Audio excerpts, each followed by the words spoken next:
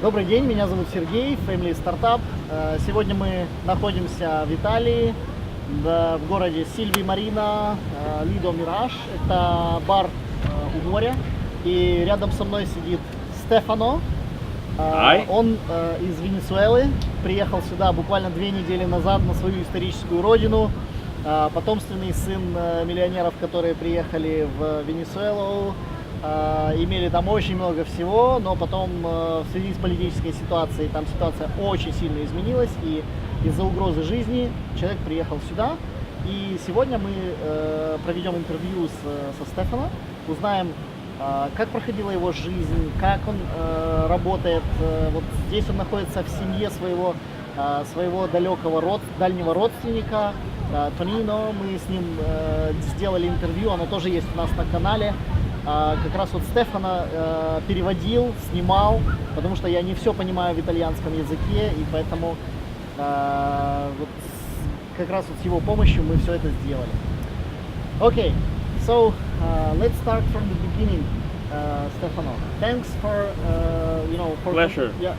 Okay, so tell us about yourself a bit, just in short, your experience, your life, how you lived in Venezuela, and why did you come here in Italy? Okay. My name is Stefano Treviso. I'm a son of Italian and Greek people. I lived all my life in Venezuela. It was an incredible experience because it tends to shape you in a way that I think that no other country can. Venezuela prepares you to live difficult things, to be ready to solve problems the way other people can, because it's in a very difficult situation. I'm a normal person. I consider myself this kind of person who likes to do things differently, his own way. I'm a free-minded spirit. I have a passion for the arts, video, filmmaking, music, and this is the reason why we are here. This is the reason why we are here. That's exactly how we met. Yeah. That's exactly how we met. It's another story, but yeah. This is me. I'm a free-minded spirit who decided to leave Venezuela due to the difficult situation it's facing right now, so I can start make a better life right now in Italy. Yeah. Okay, let me translate it.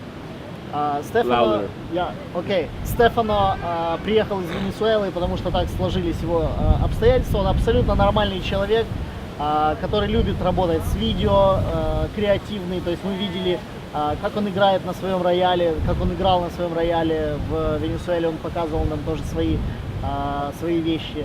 И по его словам, то есть Венесуэла — это та страна, где очень можно легко проявить свою креативность и решение проблем, с которыми человек сталкивается. Я так подозреваю, что это нечто подобное ситуации в Украине, потому что мы вчера с ним очень много беседовали, и вот, собственно, продолжаем здесь. Окей, я надеюсь, что я многие вещи могу пропускать, поэтому надеюсь на то, что вы знаете английский хотя бы немножечко, чтобы какие-то детали выцеплять из того, что Стефано будет рассказывать о Венесуэле. Can you explain how we met actually here? Okay. We met because 2 days. I arrived barely 15 days ago in Italy, and I found work, and I will leave to work to display on Friday in 2 days, 1 day actually. But while I stay here with my family in Sylvia, I decided, why don't I try to make a business? So I thought maybe I can offer tourists some memory photos of their vacations. I can show them up quickly and edit them in my laptop and show it to them. And if they like it, they can give me a small contribution. They can pay me for this work. So I approached. Immediately, the first person I saw was Mr. Sergey and his family. So I approached him and I made my offer. So instantly we connected because he and his family appreciate art. They like this kind of work. They like videos. They like music. And so we connected. And that's the reason why we're here right now in this chair. Because we both share a passion for explaining, for making content, for music, for video, for knowledge, and for telling people things. That's the reason why we met. Yeah, okay, thanks. Итак, он приехал сюда 15 дней назад, нашел здесь работу, и завтра в пятницу он вылетает на Сицилию. Это уже дополнительная информация, которая у меня есть.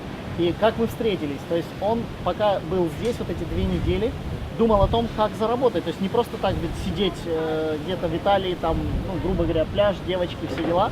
Вот, но захотелось заработать. Поэтому ему пришла в голову идея. Так как он работает с видео, со звуком, с фотографиями, то есть он решил подходить к приезжим и предлагать им свои услуги, как видеорежиссер, как фотограф, и редактировать их на своем оборудовании и отсылать людям, получая за это какую-то оплату. Вот. Таким образом мы встретились, нашли общие точки соприкосновения, и вот уже 2 дня мы с ним общаемся, то есть очень интересный человек, и, нам очень нравится. Okay, Stefano, tell us about your business experience, how you came with this good business proposal to me. What is the background you have? Okay. In Venezuela, for example, people tend to be very creative and very prepared. They make a business almost out of anything because of the difficult situations we're adapted to live in.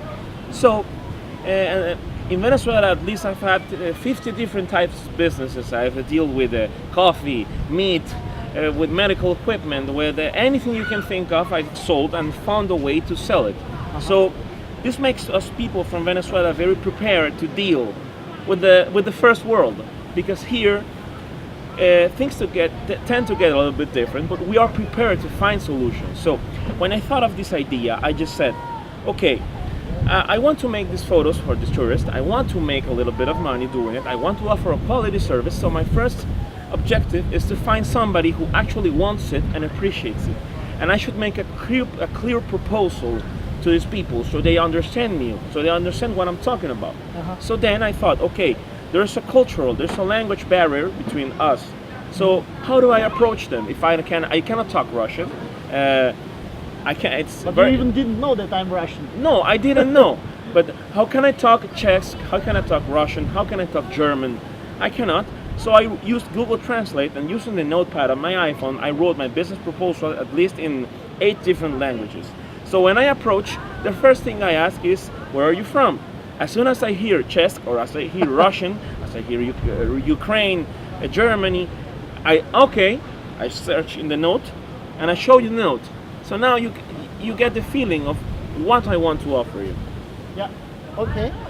So, смотрите, то есть, что Стефано говорит, у него в Венесуэле из-за того, что, грубо говоря, условия жизни там гораздо хуже, чем в Украине или в России, то есть из того, что мы с ним вчера пообщались, там реально совсем все плохо. Это порождает креативность людей, то есть они начинают думать по-другому, они начинают придумывать различные бизнесы просто из ничего. Поэтому у них несколько статей дохода, они занимаются разными вещами одновременно. И вот что он сделал, когда приехал сюда 15 дней назад, то есть он решил заработать немного денег, то есть он нашел работу, но думает, 2 недели сидеть без дела не очень хорошо. Он подумал, кто сюда приезжает, люди, которые ценят воспоминания, которые ценят то, что они здесь получают, и хотят запечатлеть это все для истории, для своих, для последующих воспоминаний.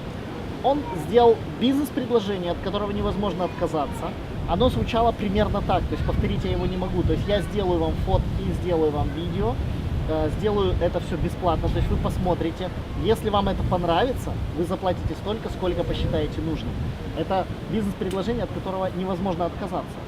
То есть ты видишь уже результат его работы и потом уже принимаешь решение, сколько заплатить. И он пришел с этим предложением, ему эта идея пришла в голову, через Google транслятор он это перевел на 8 разных языков, потому что он все языки не знает, он говорит всего лишь на 4 или 5. И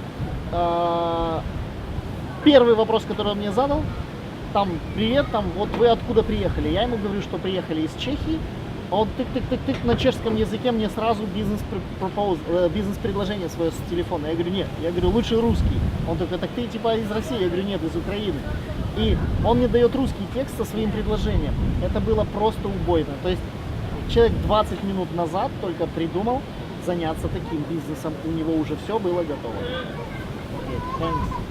Okay, so I explained it to our Your to followers. To our followers on the YouTube channel, and I'd like to ask, how did you study all this business mindset that you have now? We discussed a lot about this, but how did you study it in Venezuela? Your parents are not businessmen, but Let me explain. Okay. I think that some people are born with an instinct to make money, to find businesses, to exploit opportunities. Everything in life is a business. When I walk in the street and I look at the light bulbs, the sidewalk, the tables, a couch, a car, all I see is a business. Somebody has to put those things there. Everything you see, the air you're breathing is a business. Everything is a business. So when you learn to understand that businesses is all about taking something and putting it where somebody else needs, and knowing something somebody else doesn't know and charging for that, you begin to make business. And how well you do it depends on how ambitious you are and how good of a life you want. Because a friend of mine in Venezuela said, how's the saying goes? You can say it in Spanish. Yes, I can say it in Spanish. La vida buena es cara, pero la otra vida no es vida. It means the good life is expensive, but the other life is not a life. So that depends on the life you want to live. I don't like a bad life. So my ambition is always triggered to the max because I want to make the most. And while I make it, I want to make good things, provide quality things, things that people like, things that they make you feel special when you get in contact with them. That's what I want to do. Okay, thanks. Итак,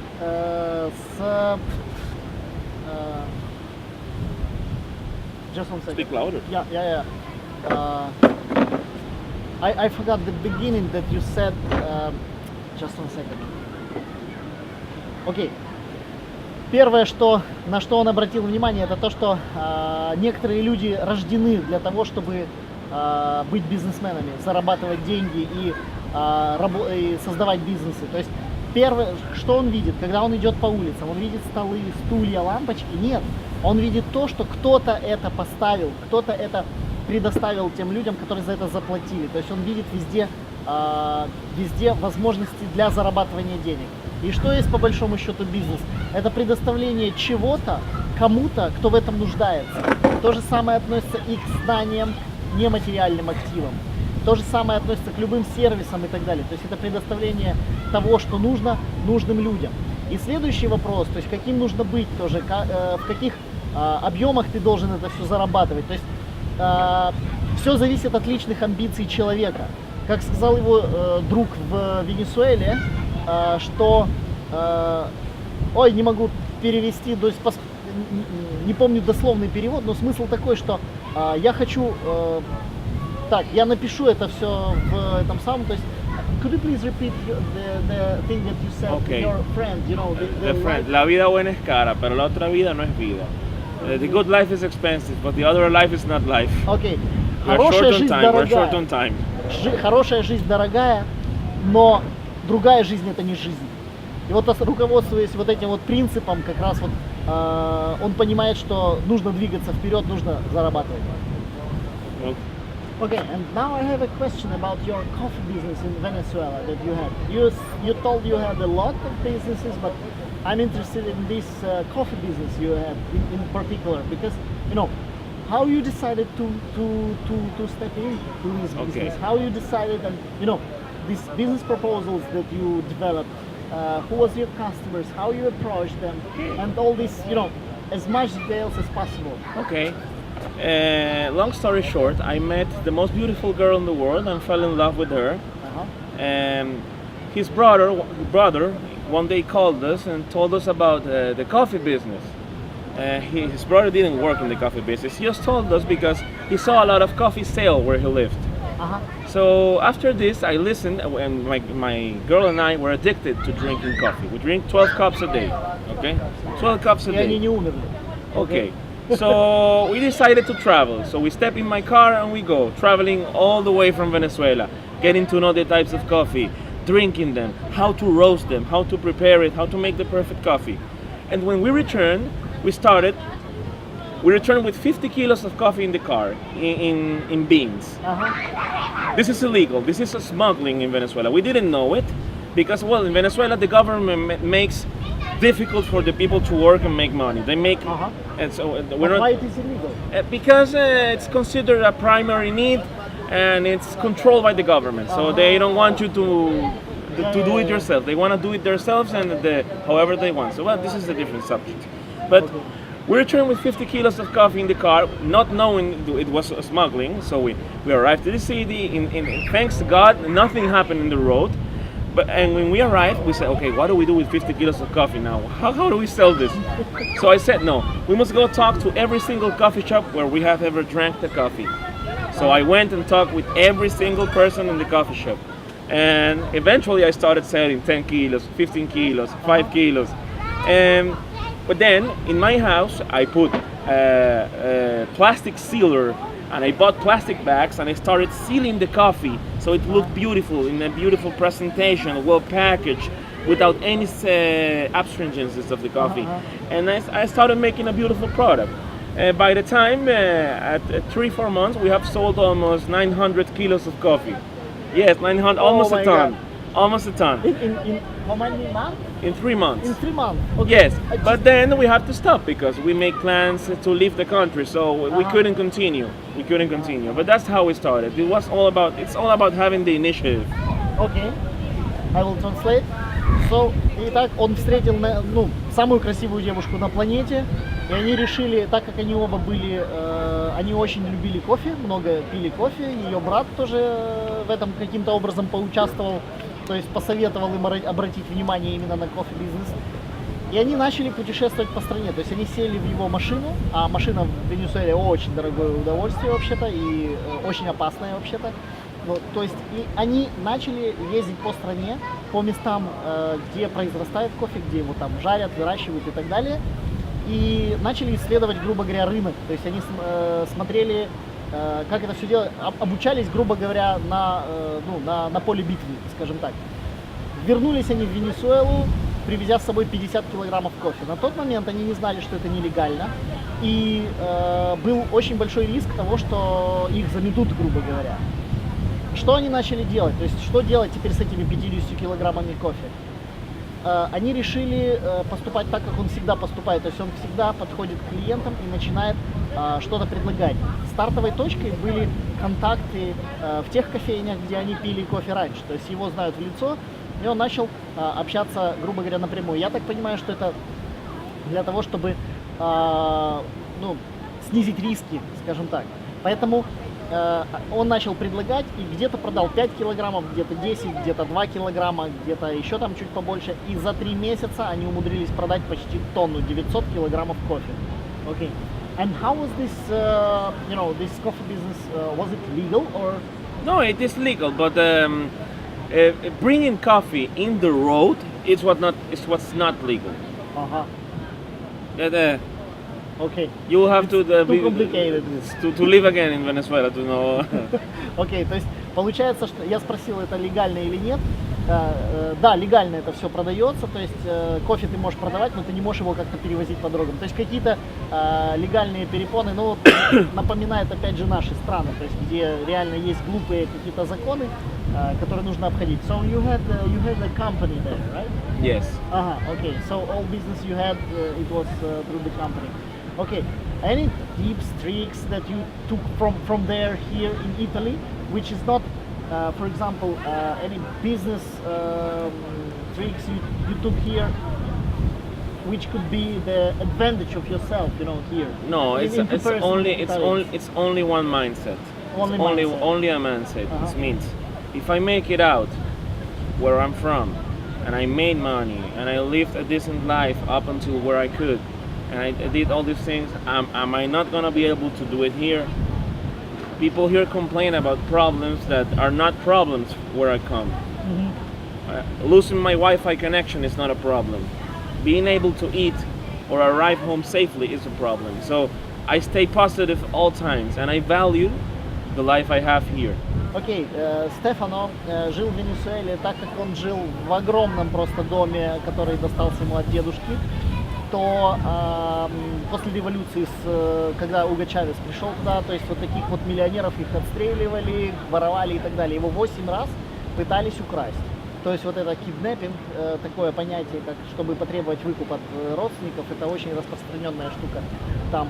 За 2 недели до приезда сюда он вытащил из автомобиля своего отца, который возвращался домой, он вытащил пулю, которая прошла буквально там меньше, чем в 1 дюйме от его, ну, грубо говоря, от корпуса. Вот, поэтому и он ее, ну, поместил в рамочку. То есть стреляют, убивают и так далее. То есть очень стрёмная вообще ситуация, то есть напоминающая, опять же, 90-е в наших странах. Вот, и я его спросил, есть ли у него какие-то преимущества перед теми, кто занимается бизнесом здесь, или вот, в Италии. Он сказал, нет, по большому счету нет, но вот это вот состояние сознания, когда ты понимаешь, что ты мог сделать бизнес даже там, в тех условиях, и при этом все у тебя получалось здесь, почему у тебя тут не может получиться? То есть, ну, грубо говоря, в идеальных условиях. Вот это основа именно вот как раз вот mindset, то есть состояние сознания. Okay, Stefano, and the last question, it is not a question, but any hints, ideas, anything you can say to our YouTube clients, YouTube watchers, to our customers, let's say. Okay. Maybe some advice from you, from your personal experience, to Russian people who has probably, you know, really close mindset that people in Venezuela with all difficult life. Yeah, Okay. They have not so easy life. I have an extremely good advice for you. Number one, do not trust people who claim to be masters on how to teach you how to make money or do these things, because most of them have never even made money. Most of them have not even made money. These people tell you, work for the money, let the money work for you, or some sort of generic advice, which generic advice is not good for you. You need to know exactly how to try. You need to actually listen to a tip that's actually useful for you. So this is my first advice. The second advice is try. How did I try? I'm gonna tell a specific story, not like these masters of the money who say, work for the money. No. This is a specific advice. I thought of an idea. I wanted to make money making photos with tourists. I went out, I executed the idea, and turns out it worked out, because now I'm sitting with people who work hard, who want to send messages to the world, who own a business, who have succeeded in that path, and these people identified me as one of their kind and asked me to work with them. See, when you put to the world what you want to get, you will get it. You will get it. You will find people like you, and you will find people who are not liars, but people who want to do things actually. So the advice is to go and try. Think of something, execute it. You fail, then go think of something else and go try again. Don't stop trying unless you're dead. Then you cannot try. This is my second advice. And the third is, it's a generic advice, but it works. It works. Do what you love. And remember, if you're not in a first world country, sometimes you cannot do what you love. This is what nobody else tells you. People talk all the time about do what you love, follow your passion. Okay, but in Venezuela, for example, if I wanted to work only as a photographer, I would be dying of hunger, because people are not in a good economical situation. So I have to choose a business that allow me to live a decent life. See, now in the first world, here in Italy, I can choose to work with my passion. But do whatever it takes so that in a certain point of your life, you can arrive to your passion and work with your passion. Don't follow the advice of the so-called masters that say, okay, quit your job, don't give a shit about anything, and then go live life. No. Do what you need to do to get to your passion. It will be hard. You will do things you don't want to do. It will not be your passion. Okay? For example, I don't give a shit about medical equipment. Come on. Who cares about a syringe, an X-ray machine? I don't care. But I sold it.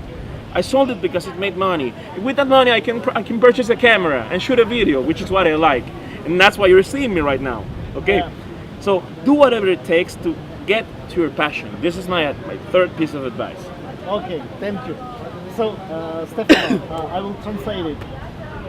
Итак, первый месседж, первая мысль, которую он пытается донести, то есть не доверяйте тем, кто учит вас делать деньги, люди, которые говорят, вот сделай деньги вот так, вот так, вот так. В том случае, если они в своей жизни не сделали этих денег. Ну, грубо говоря, то есть довольно-таки много людей, которые говорят, вот мы научим вас бизнесу, мы научим вас этому, а у них ничего нет за плечами, грубо говоря, у них нет своего личного опыта, они начитались умных книжек, грубо говоря, и вам что-то это впаривают. Значит, второй, я буду говорить коротко, учите английский, чтобы понимать все правильно. Значит, второе сообщение, это вот очень тоже ценное, это go and try, то есть иди и пробуй. То есть если тебе пришла в голову идея, не откладывай. Это то, что пришло нам в голову, когда вот ему пришла идея в голову, то есть работать с клиентами здесь вот на пляже, то есть делать фотографии, там, видео и так далее. Он пошел и попробовал. Вчера он рассказывал, что из 6 попыток у него сработала 1. То есть вот статистика такая, то есть ему 5 раз отказали, 1 раз сказали да. То есть поэтому он идет и пробует.